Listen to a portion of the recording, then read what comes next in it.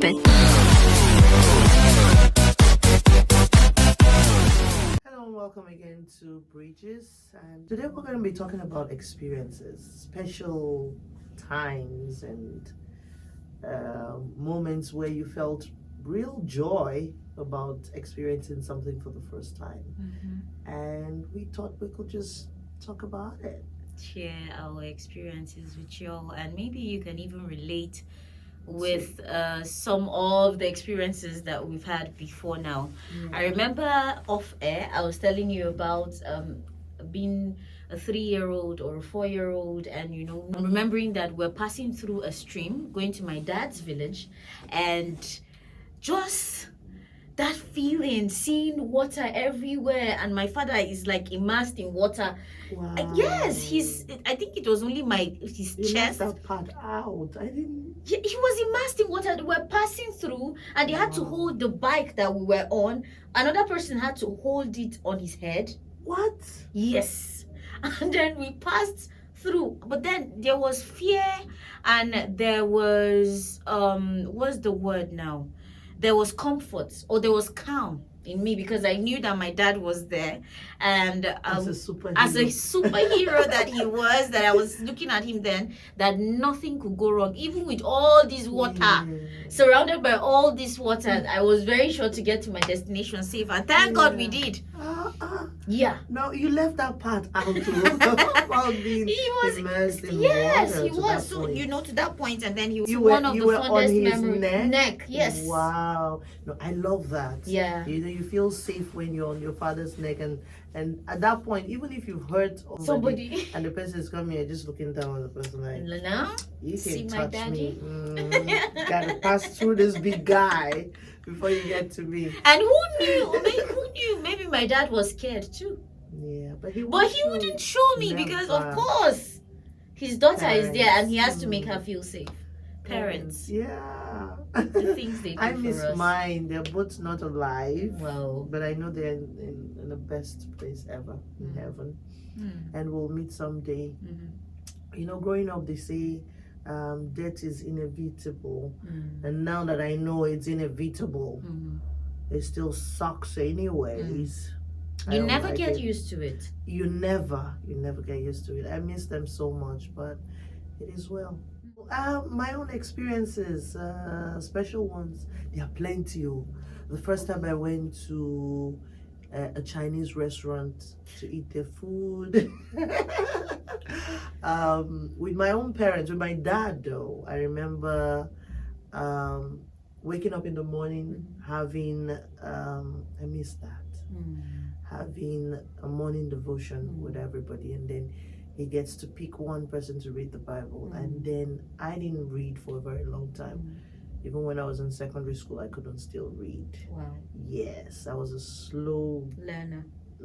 Everything was slow. I couldn't pronounce words. Look at you now.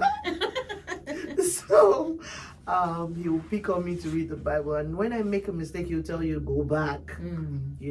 But I enjoyed most about that morning devotion was the fact that we sang songs, we prayed together. That family. That communion. I miss that a lot. Now, first things, plenty first things.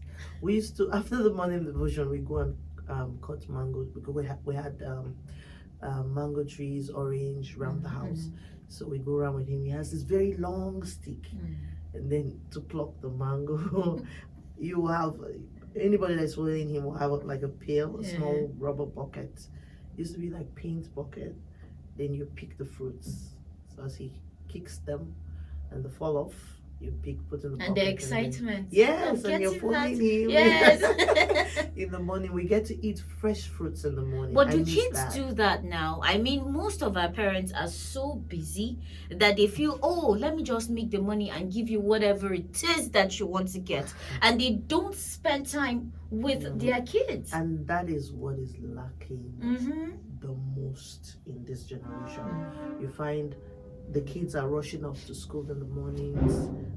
Our time for school then was like 8 o'clock. 8 o'clock in the morning. So you wake up, let's say 5:30, Morning and you devotion. do morning devotion. You do your house chores, and that is even included to go out pick fruits around the house before you come take your bath and you go to school.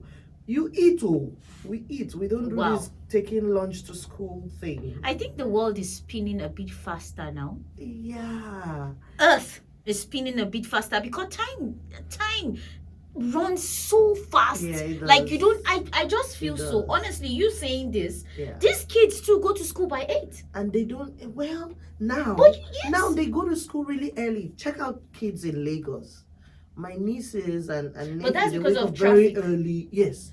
So I'm talking about Us here, Yes. man. Like what's the what's rush? the rush? Like, but still, people run. Don't I meet up think to it's time. time management. Okay. Nowadays. Uh-huh. Yeah. I think nowadays I think a lot of mothers don't know how to manage their time. And they have to go to work. You can wake up early and do everything and still have time to drive slowly, gist with your children on the way to school. Because I do that. Yeah. When I'm taking my kids to school, in fact, even their dad then, he used to enjoy taking them to school and picking them back, because that's another opportunity that you get to spend time with your kids, to bond talking, with them. talking with them, asking them how their day went, all of that. Okay, which of your friend offended you in school? What were you taught? Blah blah blah. So Who there's a bullied you? conversation that don't happen now. In fact, most of the times I see parents who pick their kids from school or to school on the phone. Or they're frowning, or they're trying to fix up their hair. No. Time management. Wake up early, which means you must sleep early.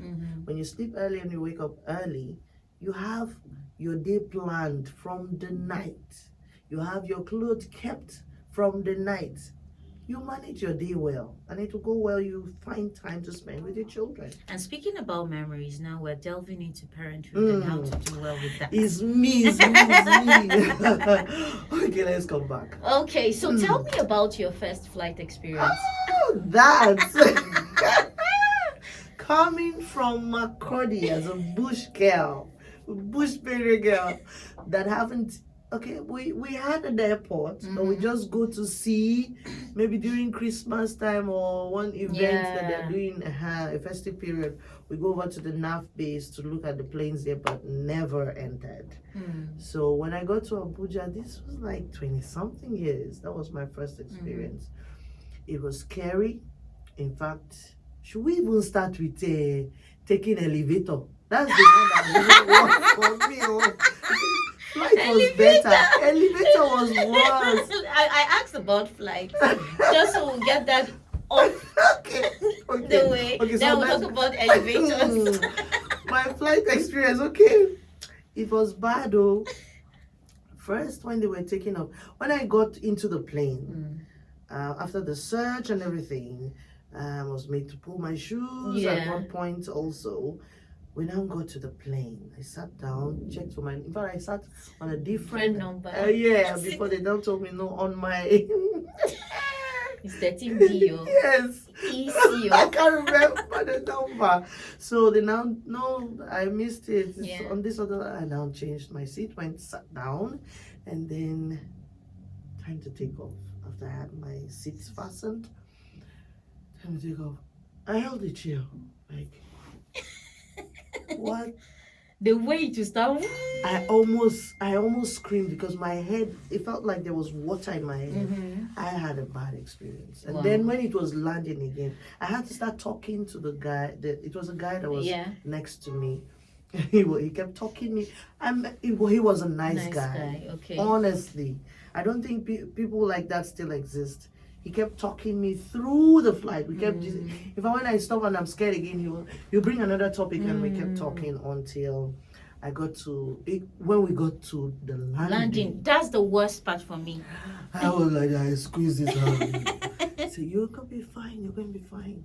Still my friend till tomorrow. Oh, yes. That's good to know. My first flight experience, and then thankfully I had a friend who worked at the airport. Okay. So I was able to my flight was booked. They sent the tickets to me, and Okay. I told her about it, and she was like, "No worry, I got you."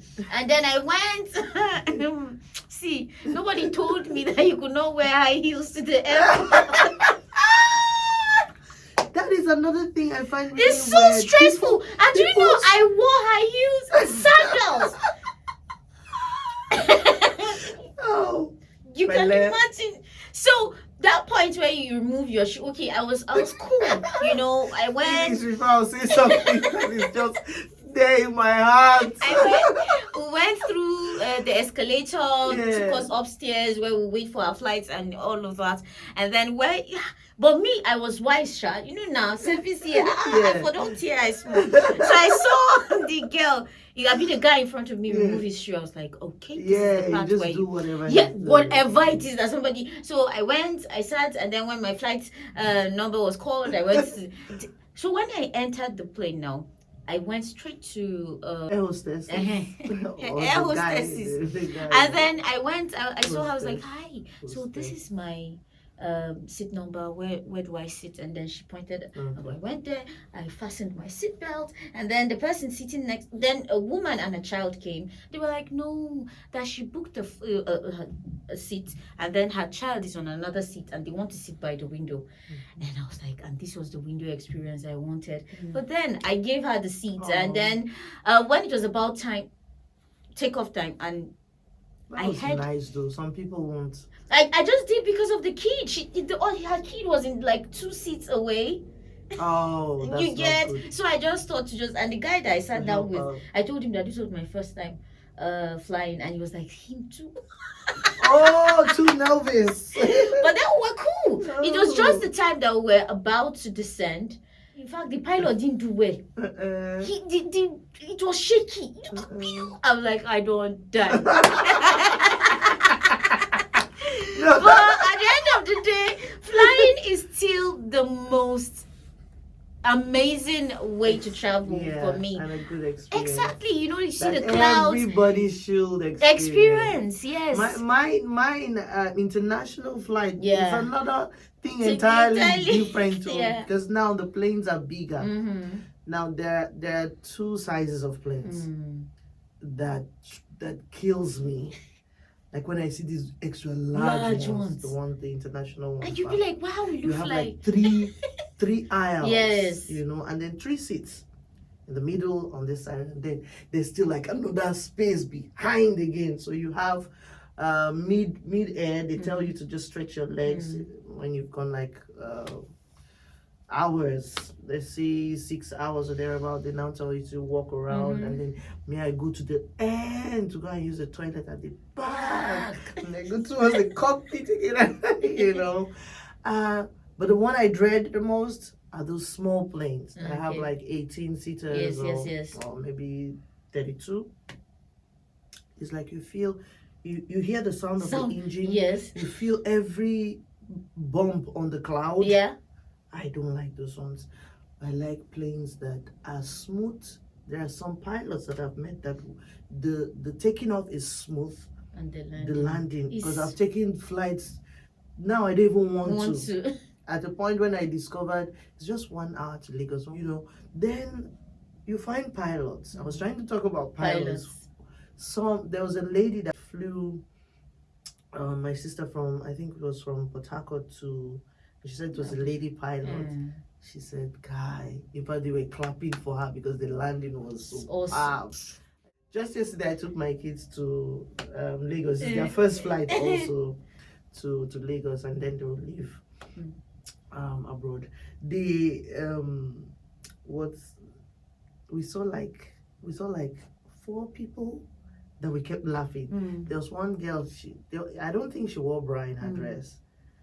A crop top, and another one was the torn jeans and whatever with heels. We saw another woman struggling with her bag with high heels. I'm like, this is the first time. Because I told my kids just wear flip flop because they'll go and tell you to remove your shoes.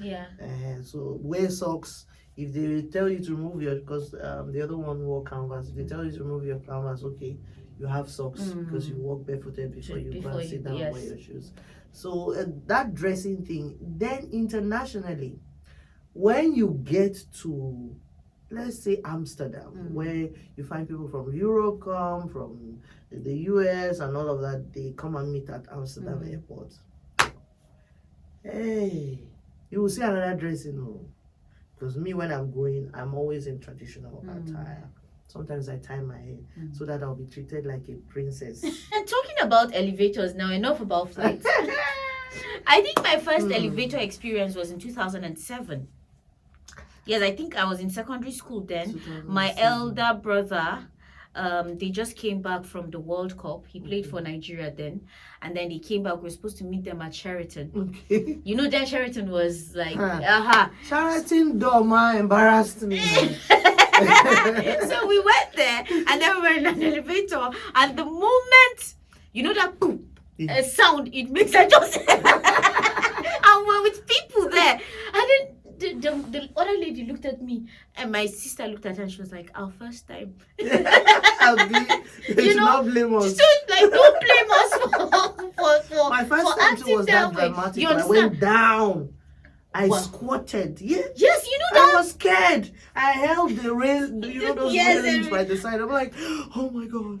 I went down, squatted because is something falling on my head or what? It feels like that. Okay, and then my own, the lights now went off in the hotel. Oh goodness. So I was in the dark. I was screaming, shouting. Meanwhile, when I entered the first time, it was in Lagos. Yeah.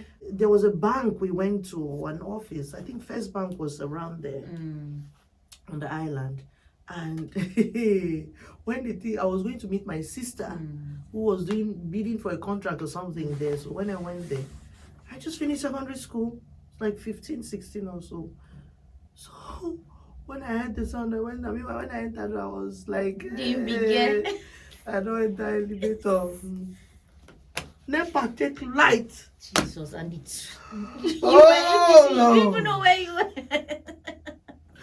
What is going to happen to me? But it didn't take like, I think maybe like a minute or so. But that 1 minute felt like 1 year. The light now came on.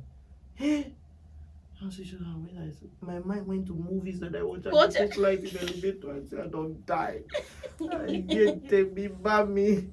We all have such experiences, and it's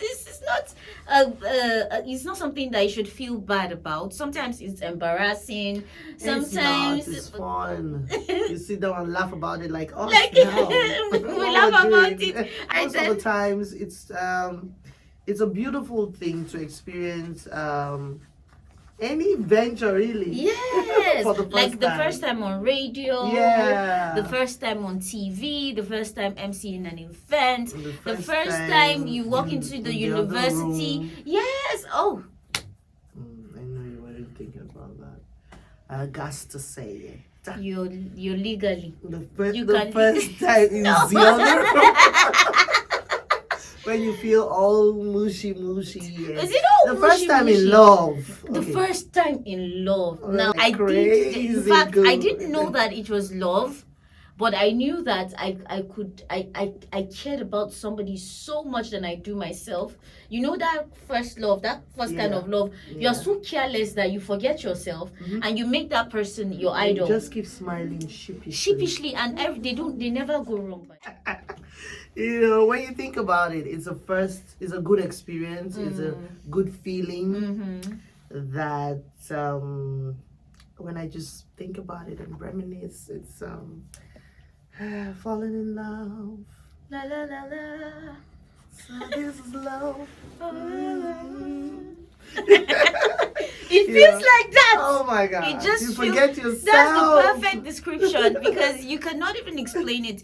It got to a point that sometimes I wish I could feel that way. Again. Like again. It's the most purest feeling. Yeah, that's all we have for you on the show today. Bye.